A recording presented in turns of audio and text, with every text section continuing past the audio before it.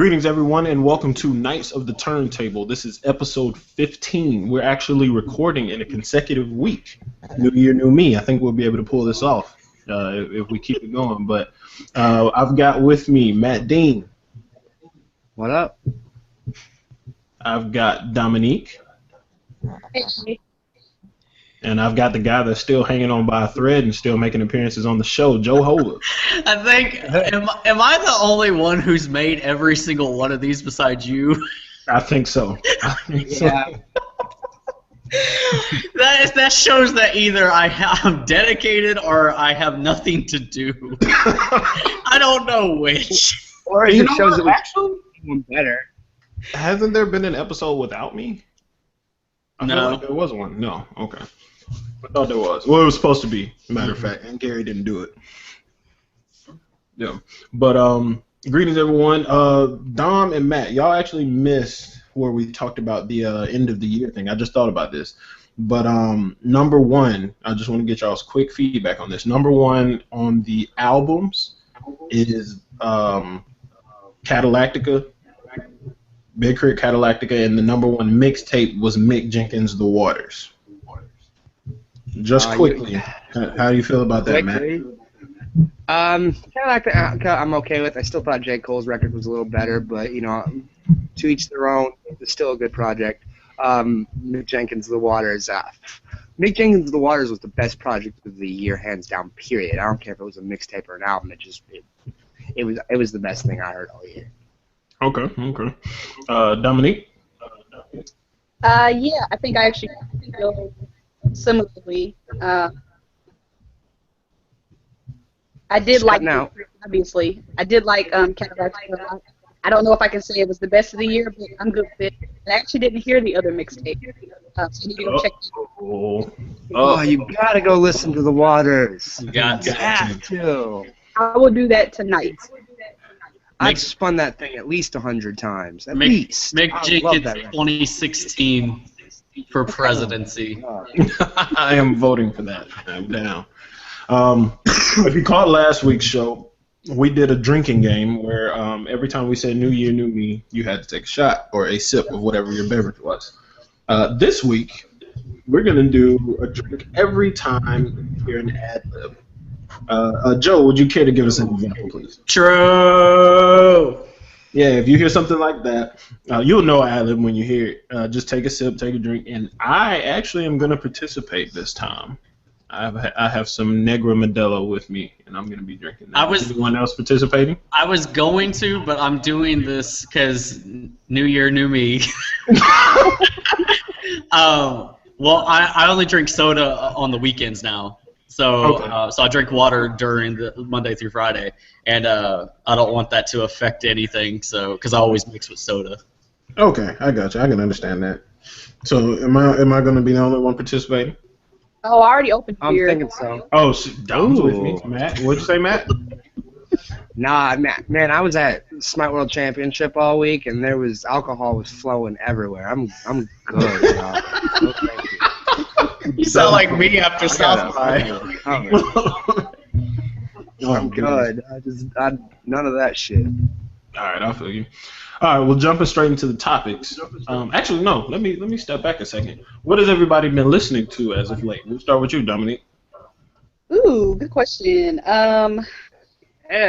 I Seen It All by Jeezy. I've been listening actually to a lot of Jeezy lately. Yeah. That is a drink. But yeah, I've literally gone back to like everything I have of Jeezy and listened to that. That's mostly it. For like a few days, I've been on like a Jeezy binge. What got you all in Jeezy mode all of a sudden? Well, first, he's great. Second, I can't remember like what triggered it. I think somebody asked me like, who are your top 5 like favorite rappers? And so I mentioned the list, and I was like, damn, I haven't listened to Jeezy in a long time. Like just all Jeezy, and so that kind of like triggered it. And then I made a Jeezy playlist, or helped make a Jeezy playlist on Spotify, and then just been putting it on shuffle. There you go. Okay, can't be mad at that. Matt Dean, what have you been listening to, sir? Other than just some general playlists, like I went. You're gonna laugh and make fun of me, but I went back and listened to MC Hawking's A Brief History of Rhyme.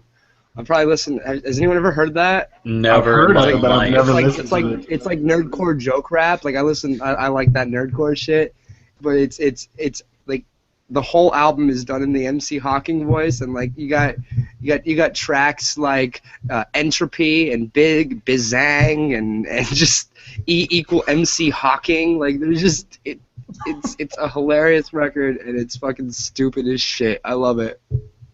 Gotcha. So that and general playlist, that's your main thing?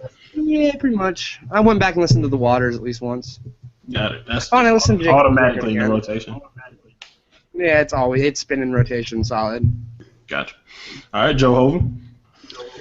I listened to Ear Drummers backwards because I'm reviewing it for the Redefined right now. It's pretty good. It's a lot better than I expected it to be. It's for what it's worth, it's nothing but party records though. So if like you're expecting something else, something different, then you're not gonna like it. But yeah, I thought that was pretty cool. What did I listened to Future's Monster the other day because he has a new mixtape dropping tomorrow. I thought it was dropping yesterday, so that's why I was listening to it. But yeah, he's dropping that mixtape with Zaytoven tomorrow, and I'm excited. I might give it a listen just for the conversation, man. Was that another ad lib? That's an ad lib. That was. Let me take my drink real quick. Okay, me personally, I've been listening to, still got that Black Thought playlist in rotation on my Spotify. I listened to that C. Francis joint. Oh yeah, the Fiat Lux. Yeah, I've been playing that a little bit. I got a couple that I won't say because you're gonna have to wait to get the first impression on those. But just some new stuff basically, and I've enjoyed what I've heard so far. One of them may even end up in like the end of the year conversations, so we shall see. Wow, already talking about end of the year, huh? Yeah, we ain't even out of January yet, so we shall see. We shall see. But yeah, now we can jump into the first topic. Your homie Lil Wayne jumped on the Shit remix, which Shit is by Future, right? Future. Yep. Ad-lib, Okay. yep. Ad-lib. Okay. I'm gonna get y'all so drunk tonight. Yeah, it's because you're not playing it. I don't care, but So Lil Wayne jumped on that, and of course, usually I try not to catch people's like Twitter comments and stuff, but Twitter is how I found out that song was even out. And people were talking about, oh goodness, Lil Wayne's back, he's back in the zone, and Carter 5 is gonna be amazing, and blah blah blah blah blah. So I went ahead and listened to it, but I'll give my perspective on the track last. We'll start with Joe Hova. How did you feel about that remix? I didn't like it at first. It took about a minute and about a minute 20 before I actually started liking it. It sounded like Wayne was returning to form, but it also kind of sounded like Wayne was Young Thug again. So it's okay. I mean, I'm probably not hyped for his mixtape because I'm not hyped for most of his music anymore anyway. Pretty much, I feel the same way. How about you, Dom? Yeah, I was about to actually cut it off. Well, there goes that.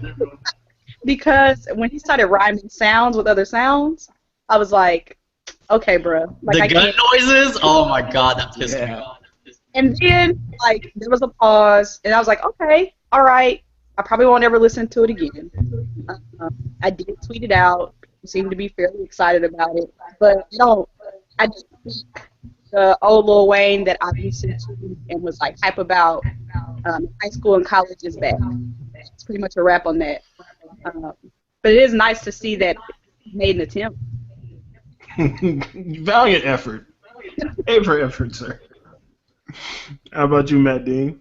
I mean, the track was okay. I liked the instrumental, but then again, most commercial instrumentals are usually pretty good. But as far as Wayne coming back, like, I feel like we have this conversation every few episodes, right? Like every few episodes, this conversation comes up. Is Wayne coming back? No, Wayne's not coming back in the sense, that for me, he'll never be able to recreate, the feeling that I got listening to like the Carter 2 and the Carter 3 over and over again. Like I just don't ever see that happening ever again. And more to the point, like, you're right, it is a return to classical Wayne form, and I'm not sure that's really a good thing because we already have a couple decent classical Wayne form albums. Like, it's just more of the same. I just don't care. And in our defense, It's really hard to be excited. I don't think we've had the conversation of when he will come back. I know we've talked about what he get out of his label deal and who would he be. No, we watched. I can't remember what episode it was, but we watched about 3 or 4 music videos, like 3 music videos with Wayne, and that was something that came up in that episode, right? Whether or not Wayne was back on, doing top tier Wayne stuff, and I just don't think that's the case. Shaq was kind of boring. There was one line I really liked that I thought was I kind of went, I nodded and went, okay. Don't apologize for shit. She said, don't apologize for shit because we know you're the shit and the Carter 5 is shit. At least he recognizes that some of his previous projects weren't up to caliber. Well, that one I think was just promo because 5 is the next one, right? Yeah, Carter 5 is the next album if it ever gets dropped. I think it might have said Carter 4 on. It might have said Carter 4 on. I might have just wrote it down wrong, but I'm pretty sure it was a reference to the previous record. Okay, yeah, it probably was 4. I didn't really pay too much attention to his lyrics, honestly. But you know what we should do? We should play the game. Which is going to drop first, Carter 5 or Jay Electronica album? Oh my goodness, that'd just be a lesson in pain both ways. But I mean, for some reason, I'm still looking forward to the Jay Electronica one. Oh my God! How can you look forward to something that is a ghost? Hey man, that's how we felt about TM103 though. I was like, Jeezy is never gonna drop this thing. I'm sick of him mentioning it in like every song and single and mixtape that he's on, and it came out. It happened. Now we weren't waiting like 8 years, but it happened. I'm still like hopeful that he. Jay Electronica will surprise us midnight. You know what? I'll give it up. If it doesn't come out this year, I will completely give up any hope that Jay Electronica is going to drop anything ever again. Yo, you know who has to take advantage of this year, but though XV, is your boy XV. Yeah, but if he doesn't drop anything, he just how that wouldn't make any kind of sense whatsoever. Right, like I think I said on Twitter that I really believe he's been waiting for this year to drop, Kill with the Green Backpack and everything. So then he went ghost towards the end of last year, and now it's been like his IG's been blowing up, been tweeting a whole bunch of stuff. So I'm pretty sure that, we're gonna get some new records for him, and I'll be talking about him for sure on the show, on the site, whatever. I'm gonna get my XV cape on, man. Jesus. All right, jumping into the next topic. The Freddie Gibbs. I said Gibbs again. Why? He's not, I don't know. He's not Gibbs from St. Louis. I don't know. And that's probably why I keep saying it that way. Hell is wrong with you? I don't know. But Freddie Gibbs honored. Ooh, there was one. Yeah, yep. That is one. He honored Stuart Scott, rest in peace, who passed on, I want to say, was it January 5th or 4th? 4th, it was a Sunday. 4th. Yeah, January 4th, he passed away. And Freddie Gibbs, who's apparently a really, really big sports fan, I think they reached out to him, as a matter of fact, for some words on Stuart Scott and, how he felt about him and everything. So we'll start with Matt Dean. Did you get to read what Freddie Gibbs wrote up? Yeah, I read that article. I really liked it. Like, I thought it was just kind of a really good piece. I appreciate there's a line in there. Trying to find it. When you die, that does not mean you lose to cancer. You beat cancer by how you live, why you live, and the manner in which you live. You know, like then he goes on for a while and says like in the 80s and 90s he's first spotted on X Games. You know, intelligent black man talking about the X Games and how it didn't fit, but okay. He liked watching the X Games strictly to see this guy. You know, like because he related to him and it was something that he really appreciated. I just thought it was a really good article. I appreciated that it was on Billboard. I thought it was just a really good article to send him out. Yeah, I gotta it's agree. A good way to remember him. Yeah, I'm not sure how close I am in age to Freddie Gibbs, but a lot of my views on Stuart Scott are the same. Like I grew up seeing this guy on TV and being like one of the few people in sports that I would relate to as far as sports analysts go to. So, how about you, Dom? How did you feel about the article? I first thought that it was cool for ESPN to reach out to him, just like for his thought. I appreciated how honest he was and how he incorporated and talked a lot about how like inspirational Stuart Scott was, and really like black journalists in general, especially the ones on ESPN. I think the networks. But I did appreciate that and how he really talked about like a true his life, like seeing how like he named a mixtape or whatever like after him. He named a project like after ESPN and like related a lot of what he saw from Stuart Scott growing up to like what's important to him still today, and talking about like his daughter and like thinking about life differently after seeing what Stuart Scott did, like to just like fight for his daughters. And so I didn't like get like super emotional, but like it tugs at like the heartstrings that like out of all people, like Freddie Gibbs is like this dude like changed my life and let me explain to you how. I'm actually happy that like you found the article, you shared it, and I got to read it. So it was a really cool perspective that I don't think like a lot of people maybe have seen yet or are talking about. And not realizing that like just because somebody's on TV, it doesn't mean they can actually like change and influence your life in a certain way. So I thought it was cool. Booyah! The word. Jehovah. Drink. Ad-lib. Frank. Yep. That's Stuart Scott's catchphrase. Yeah, that's true. Yep. So I when I woke up Sunday morning, I normally try to sleep in on Sunday mornings, and so I woke up and like. Yeah, try. I woke up and probably 20 minutes or actually when I woke up, I found out that Stuart Scott died, and I cried, because I related I didn't relate to Stuart Scott, but he was the reason why I got into broadcasting, because I wanted to be an anchor on SportsCenter when I was younger, and that's awesome. So I felt like a piece, like a part of my childhood died when he died, and so I cried a little bit about it. And just to read that piece from Gibbs, like that was just so cool, because like you don't see that side of Gibbs like ever. Like when you listen to Gibbs's music, it's straight gangster music. He's always talking about like being in the streets and stuff like that.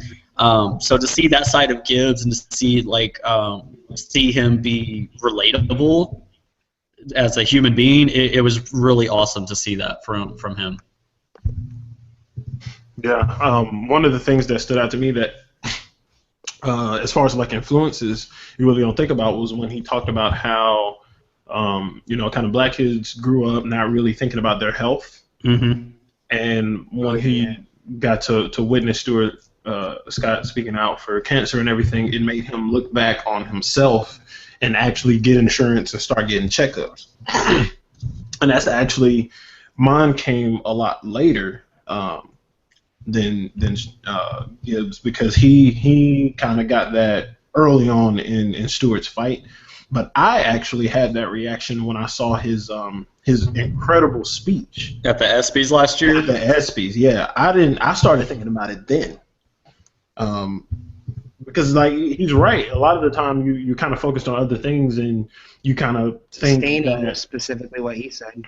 Yeah, like you just want to survive, get your money or whatever, and like health can be an afterthought, and you're like, I'll deal with that much later, not realizing that everything that you're doing every single day is influencing your health later on. Yeah. that speech that he did, because like I don't have cancer, but him just talking about living with it and everything, and just how you live your life every day, that left a mark on me for sure. And yeah, I agree with you. Not seeing that side of Gibbs, or being able to see this side of Gibbs, is pretty awesome. Cooler than the other side of the pillow. And that I'm gonna drink to that. Yep. Okay. Now let's go into the next topic. Nancy Grace, for whatever reason, decided to get 2 Chainz on her show. True. That's a drink. You guys are gonna die at this section. Yes, you are. She got him on to talk about the legalization of weed. Apparently, she is very, very against it, and he is very for it.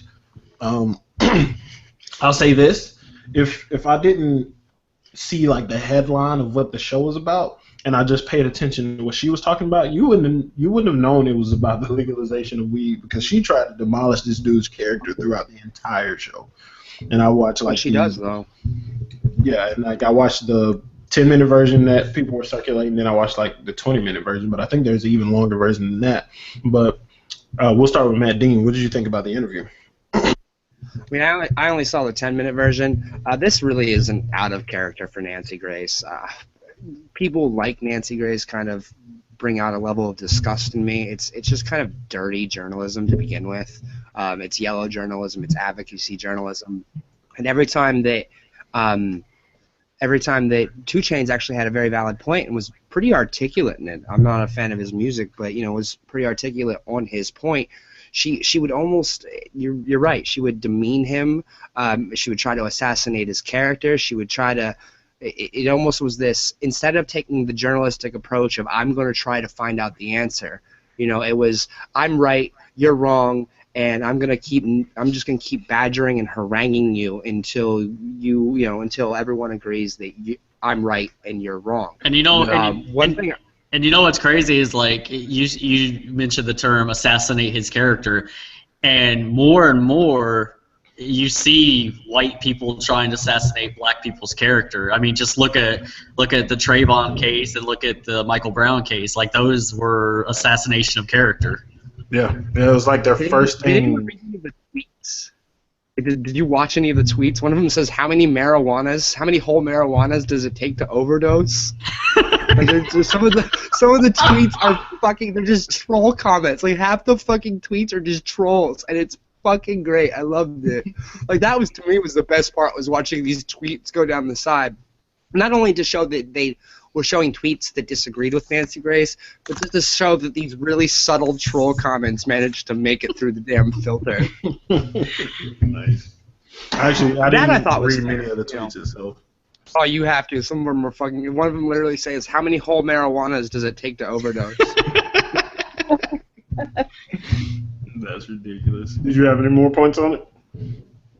Not really. I gained, I have one more. I gained a little bit of respect for 2 Chainz, because seeing him in his music, you don't necessarily think of him as an articulate person, but he stayed cool, calm, collected, and if she was trying to assassinate his character, it certainly didn't work, because I have a little more respect for the guy than I did before watching that. Yeah, and it's crazy because like she kept throwing the fact that he graduated with like a 4.0 and everything. The way she was using it is like she was trying to like insult him with that, or kind of. Right.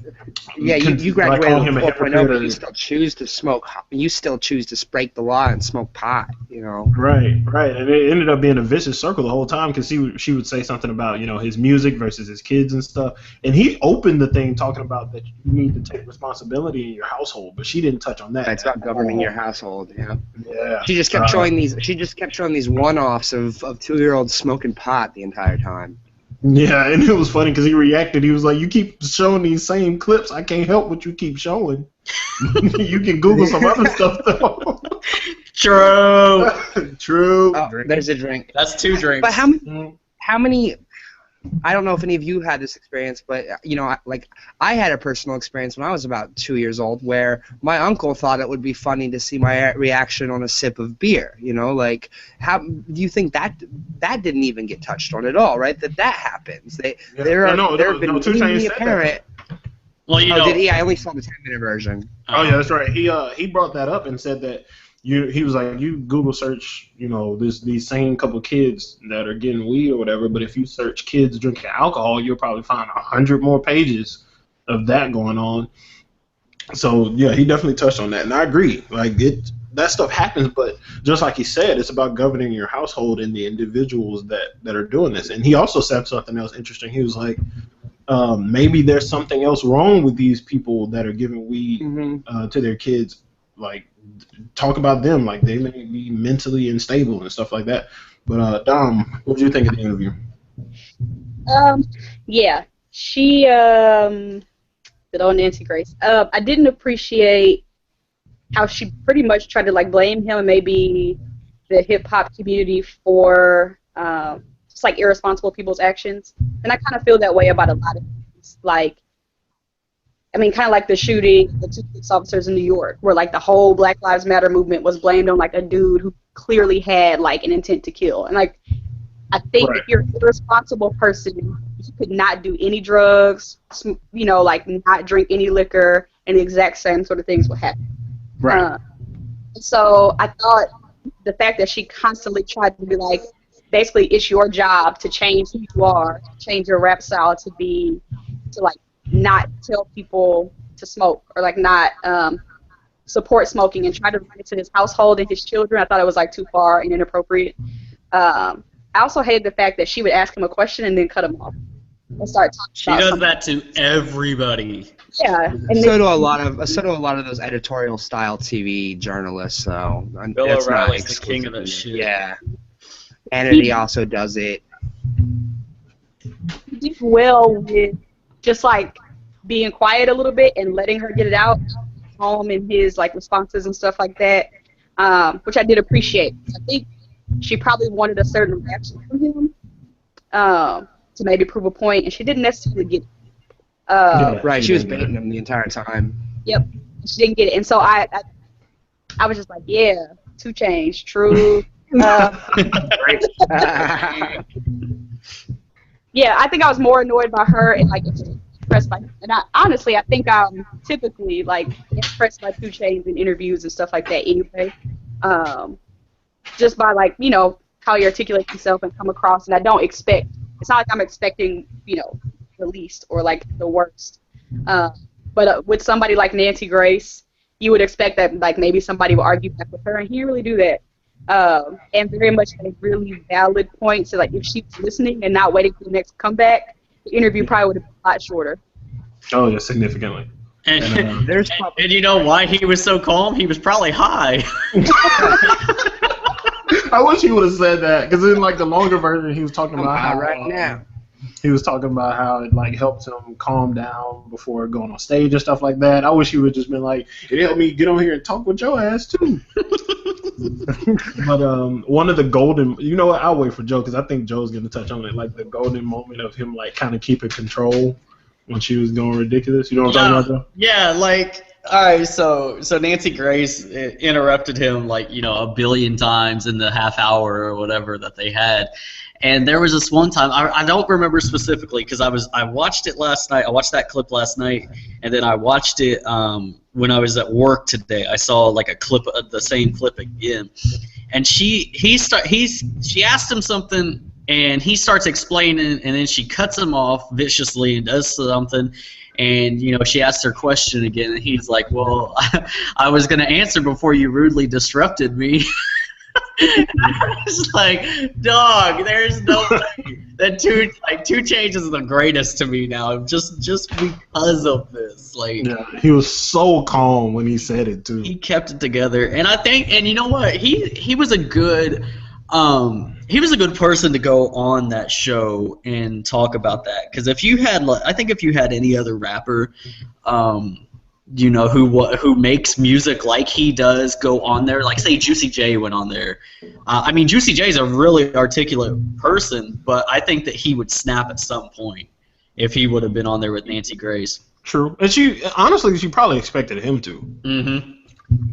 She probably listened to his music or had one of her staffers listen and be like, yeah, this guy will snap. He'll be easy. It's like, wrong.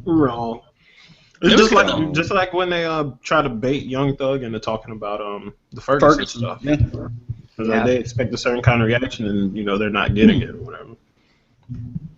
But we had the exact opposite. A lot of us had the exact opposite reaction on the whole Young Thug Ferguson thing. I was actually happy he did keep his mouth shut, but some people wish he would have. It was his job and his place in the community to say something. We just talked about that last episode because of was it Kendrick? Yeah, Kendrick. I was just about to say that. Yeah, because we made it seem we all decided that we liked Young Thug's comments even more after what Kendrick had to say. Yeah, I'm not sure I caught what Kendrick had to say. He basically gave the typical safe response that we need to look at ourselves first to fix this situation with the whole Mike Brown thing and all that. Right. And I was like, yeah, I would have preferred, like, if you're not going to have a full understanding of it, then I would have preferred you give the Young Thug, we just getting this money, I'm not going to talk about that situation kind of response. Not my place to say anything. I'm just trying to make music. Exactly, yeah.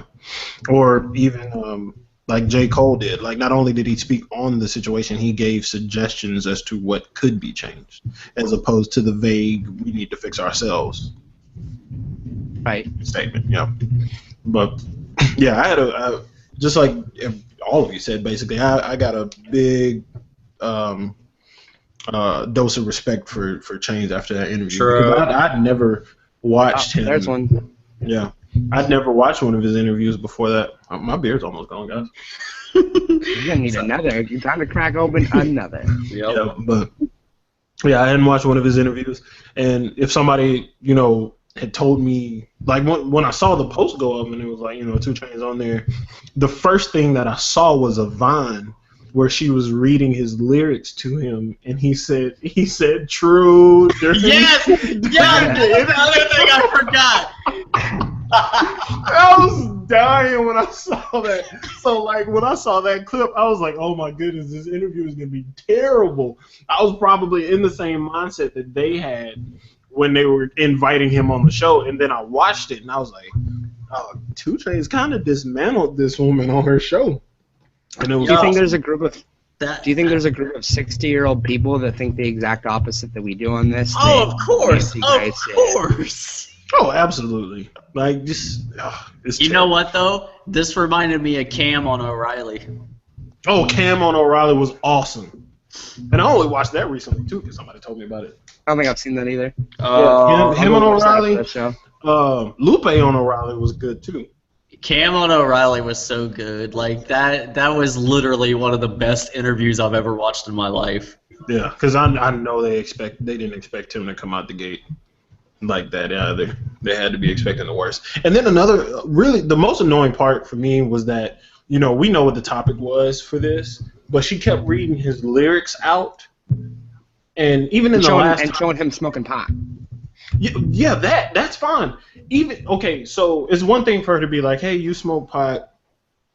This is video of you smoking pot, and these are your lyrics smoking pot. But the last time that she went at him about his lyrics, and his response to this was also awesome, but she read the lyrics, and he was saying, like, bitches and hoes and stuff, and she was like, how would your daughters feel about this? And 2 Chainz was like, so what do you want me to talk about? What are we talking about in this interview? Because you're all over the place. And she kind of told him to stay on topic. And that shit was so annoying to me. Like, you're trying to attack this guy because of his lyrics and stuff. But and then she did that right after he made, like, a really good point about the wasting taxpayers' money by arresting people for marijuana. I remember that. Yeah. And, oh, goodness, sorry. But yeah, it was just a very frustrating interview from her point of view, but 2 Chainz handled himself really, really well. I think they'll be a bit more selective with getting people onto shows like that where they're going to attack them.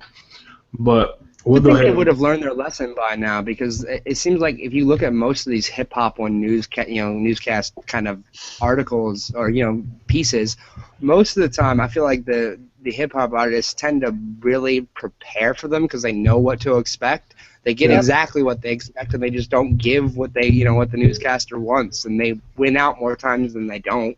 Well, you know what? Not only that, but like a lot of, I mean, just because a person like 2 Chainz is a perfect example. Just because a person makes music like that doesn't mean that they're not articulate and smart. And I think a lot of people think that they're dumb based off of how the music that they make. Like everybody thinks that 2 Chainz, like we thought that he dumbed it down. Like he had bars when he rapped as Titty Boy, like, but he saw the more lucrative way, and he went that way.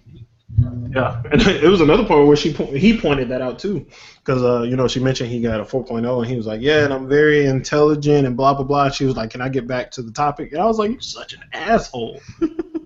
Golly.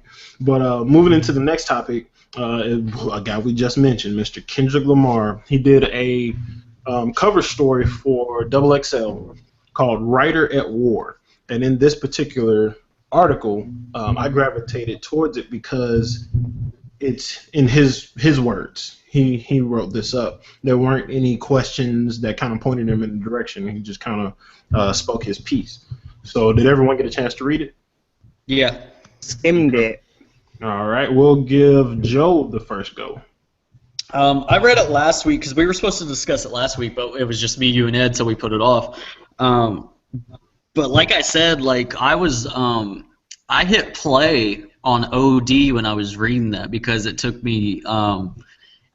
I felt like I needed to revisit his work that I fell in love with while I was reading this basically, journal that he wrote, and he makes a lot of valid points about things. I don't remember it word for word, so once somebody chimes in, I mean, I can banter. But it's been about a week since I read it. I really liked even the first paragraph where he's talking about like when he's in interviews, people ask him like, how does it feel now? What have you bought your mom and your family? And no one really asks him what it's like to trying to adapt. No one asks him like what he's going through and how how more money, more problems, kind of just because he's in the spotlight now doesn't mean that he's happy and he has issues, doesn't have issues. They just kind of make the assumption that, well, you're rich, so everything must be great now, right? Yeah, like all your issues go away. That was a really great point that he made, and he said that some people aren't really they can't adapt to success, and like his mom wants to drive that same van that's on Good Kid, Mad City, and she can't now because everybody wants a picture with it. And stuff like that, and like his mom just wants to work, like I never thought of it from that perspective, or rarely I've thought of it from that perspective, how it not only affects the artist but the people around him too. Yeah, it affects. Once you get famous, it affects your entire family and friends because like he said, people change. You don't change. I mean, yeah, money changes some people, but most of the time you don't change. The people around you change because they have this assumption that you're this different person now. Yeah, and I think a lot of rappers have touched on that, honestly. You times 100, and he was like, he was kind of a recluse before, and he's even more so that now. Mm-hmm. And people feel a certain way about that, like that around him. But what were you saying, Matt? I was saying, like, a lot of times I feel that a lot of artists have actually touched on this topic in music. That even in Ludacris's Burning Bridges, he kind of touches on it, how the people around you change because you have money now, and Eminem's touched it, and a lot of artists have touched it. But when you go through interviews and the media talks to you, right, the media is the one driving the conversation and writing the story, and that doesn't seem like it's ever the story they want to write. That's true, because if you think about it, it kind of demeans stuff that they would do as media, like getting pictures of that van or him of his family and stuff, and like catching him when he's out just to interview him and all that kind of stuff. I guess they feel like it's an attack on that because it's an invasion of privacy to a degree. And I understand that most people say that they give up a level of privacy when they reach that level of fame. But I'm like, who decided that shit though? And you know what? I related to that article a lot because my day job is in the media. So, I mean, granted, I'm not on TV or anything like that, but like, the more I do, the further I progress in my career, the more reclusive I've become over the years because you have to entertain people for a living. And I think that takes a toll on people who are in that industry, you know, whether it be radio, TV, rappers, music, you know, rockers, whatever. It takes a toll on them because you have this expectation to live up to, and then you're just you want to be alone with your thoughts at the end of the day. Yeah, they want you to be that entertainer 24/7. Mm-hmm. I can't remember who said it. I don't even know if it was an artist or not. I think it was, but they said something like people act like when they buy your album that they own a piece of your life. At that certain I don't remember who it was. It may have been Eminem that said that. Ludacris and Burning Bridges said that he just wanted to go home and sit on his couch and watch TV, and he never really got the opportunity to do so anymore. Yeah, but like, he just wants to be alone. Yeah, and I always wonder, like, how much control do they actually have over that kind of stuff, too? Like, you know, having to be out, like, a public face or being able to find a place to, like, hide out and stuff. I wonder how that works behind the scenes. Because some people seem to be really good at it, like Kendrick. Because, honestly, Kendrick doesn't pop up too much, you know, doing interviews that much. Like, all of last year, he was kind of gone, and J. Cole was, too. And I understand J. Cole is kind of in the studio most of the time, and that may be where they're most like solemn is when they're in the studio because they don't really have too many distractions in there. That could be a sanctuary, their fortress of solitude. Yep. But did y'all have any? Or Dom, actually, you're next on this one. Hey, I thought you guys forgot this year. Didn't hear you. I think the part, I mean, I think I agree with everything that's been said. One of the most interesting parts is the part where he's talking about how he talked to Lauryn Hill, and she told him, like, throw away his ego. Mm-hmm. And I thought about that, like, how easy is it for you to understand, first of all, what things eat into your ego and how much of that happens, like, every single day, all day, and how do you detach yourself from that? And so it made me think about, like, all these artists that, like, play into it, and then some of our favorite artists who we actually don't see a whole lot, and we're just, like, itching for them to come back out with something, like, say something, do something, write something, and how hard it is to deal with, like, detaching themselves from those things that, like, are feeding their ego. And then also how, like, fame, like, how you can no longer be yourself. Like, I'm sitting here thinking, if I got famous, like, can I really go down the street and get wings? Probably not. But that's what I want to do. Like, I want to live the same life, and you can't. And I can see how that can be, like, depressing and like sad. The part where he was talking about when somebody opens a door for him. Yeah. Yeah, it's just like your life. Like, at what point does all of a sudden, like, that shift take place where your life is no longer to live it, and then you deal with that? And I imagine that to be, like, super sad. And although, like, my life is nowhere near that, I think I've had experiences like that before. Like, when I became a teacher and I started to see parents, I was like, oh, wait a minute. I'm 22. I can't turn up in here because my teacher are across the bar also turning up. So I think I'm going to leave. Or, like, you know, I've been in, like, protests and stuff recently. Like, people forget that, yes, I'm very much, like, an activist, you know, on that side of it, but I like chicken wings and sports and, like, the turn up. And sometimes people think that, like, my whole life should just be that one, like, part of my personality. Yeah. And I think that's how we tend to think of rappers, and I think that's what you're getting at, is that, like, he is very much, he enjoys it, he's passionate about it, it's changing lives, and it makes him, you know, realize how impactful he is, but he still can't be himself. That's true, and actually, Two Chainz touched on a piece of that where when she kept pointing out his music and stuff, he was like, the music pays the bills, but I have full control of my household and, like, you know, what my kids get to see and hear and all that kind of stuff. So, yeah, it's the whole Kendrick article was it was long. It was a lot longer than I expected to be. Like after every picture, I was like, God dang, it's like 3 more paragraphs. But it was really good insight on everything that happens behind the music. And I was very, very appreciative of it. But anybody got any last words on that topic? Yeah, actually, I do. What Dom touched on actually really hit home with me too. The part about keeping your ego in check and trying to drop it. Like, I think that's a journey that every human, we as people all have to go through. Some people choose not to, but like they feed into their ego. They'll have an ego for the rest of their life. But then there's others of us that really try to figure out how can I humble myself more, and how we come to that conclusion eventually. Most of us probably in our teens, we're not the center of the universe, and that we're not the shit. We're not. There's always going to be somebody better than us, and the rest of your life's kind of learning how to try to minimize and get rid of your ego. You know what I've noticed? Anytime that I've gotten out of line and then fed into my ego, because the joke is that you get into radio because you have an ego, because you like that part of being noticed. Right.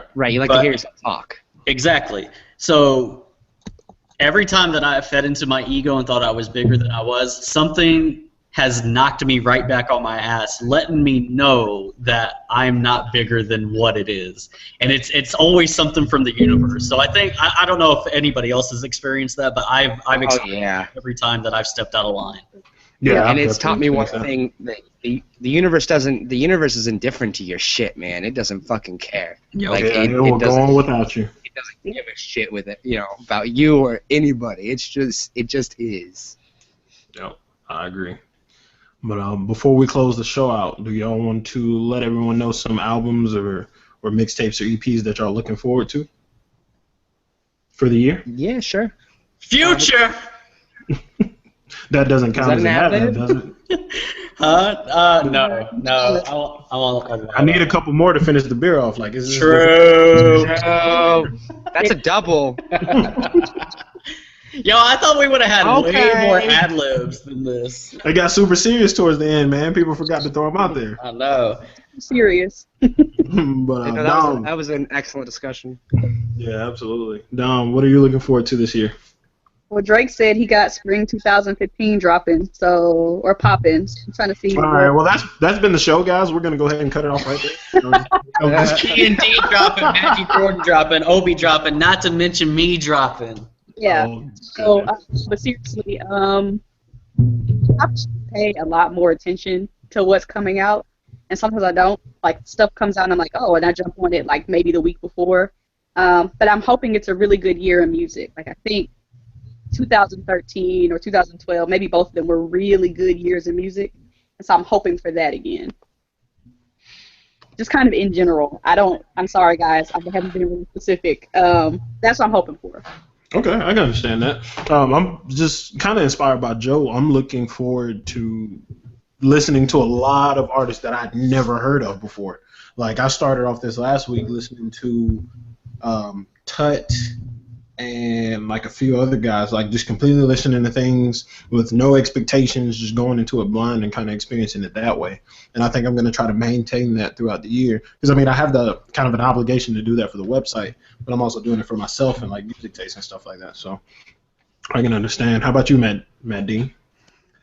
Oh man, for one, I'm wondering where the hell Kendrick's album is.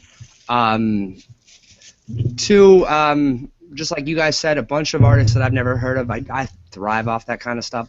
I love it. I'm sure we'll hear another mixtape from Mick Jenkins sometime in the year, just so he keep, and that whole. I'm really excited to see. He announced a new project already. Perfect. I'm really excited to see if that whole Chicago scene keeps its momentum up. Like, I want to see more No Name Gypsy. I want to see more Chance the Rapper. I want to see more Mick Jenkins. Like, I want more of those guys. Heck yeah. Because what they delivered in the last 2 years has been awesome. Yeah, Chance should have Surf dropping, and then possibly even this month, because he was supposed to do it before the end of the year. So Surf should drop. Mick Jenkins said his will be first quarter. Did we get? Yeah. Isn't that supposed to come out in first call? Yeah, that's coming out next week. Actually, next Tuesday. Okay. Wait, what is? Lupe. The new. Is it really? The Lost in the Yeah. Atlantic mixtape, or is it his full? It's the full album. And you know what? He Okay. actually said that he personally never said Lost in the Atlantic was a mixtape. So. Okay. But so yeah, Lupe comes out next week, and Joey Badass's project comes out next week as well. But did we get a full release from No Name Gypsy last year? No, we got a small little EP, like a little 20-minute EP. She's supposed to have a full mixtape.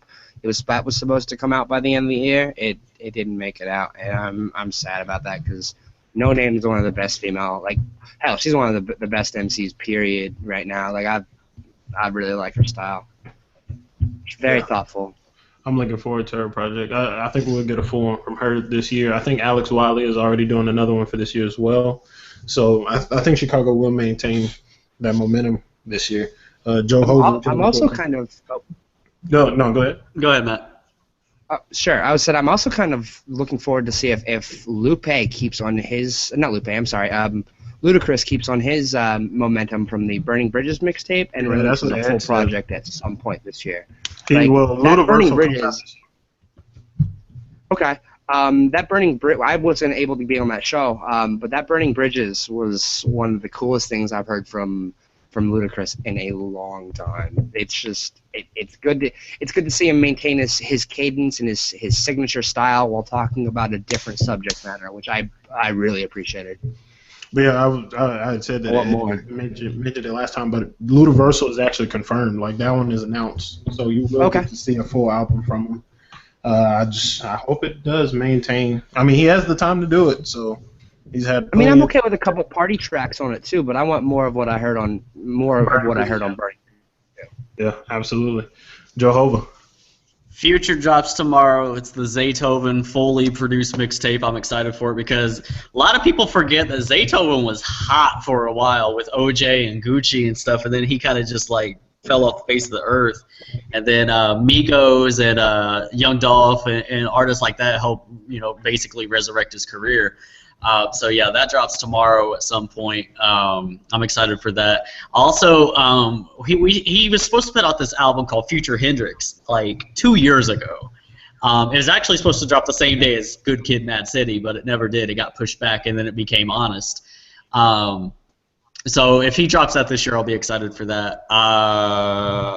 Not too many other things I could think of at the moment, except for Dot's 1996 project that we're going to drop on January 27th. We're currently mixing that right now, and these new mixes of these songs are freaking awesome, so I can't wait for everybody to hear that. Plug. I have one more, Go ahead, Don. since we're talking about plugs and all. So Type T, my buddy, friend, artist, is re-releasing his mixtape this year. It's great. That's actually coming very soon, I believe, at the end of the month. So I am excited about that. He's having a showcase this weekend in Memphis to go down there and just like have a good time, and really like show everybody like how he's grown and how his music changed. So of course, as soon as that comes out, I will definitely make sure y'all are among the first to get a copy so you can check him out. Hell yeah. Like, yeah, let us know because we'll definitely do a first impression for that on the site. So. I got one more. I don't represent him or anything. His name's Pope Adrian Bless. He's from Indianapolis. He's one of my favorite artists out like in the last like 5 or 6 years. He told me the other day that he has something dropping this year, and if it's anything like his Neighborhood Lights project from last year, it's gonna be phenomenal. Okay. All right. I still need to listen. Remind me when we get off the air that I need to listen to whatever his latest project was, because I think he dropped something last year, right? Yeah, right now. Okay. Yeah, I'll definitely look into that because I've listened to a couple of songs that you put on the site, but I haven't listened to a full project yet. But that has been the show.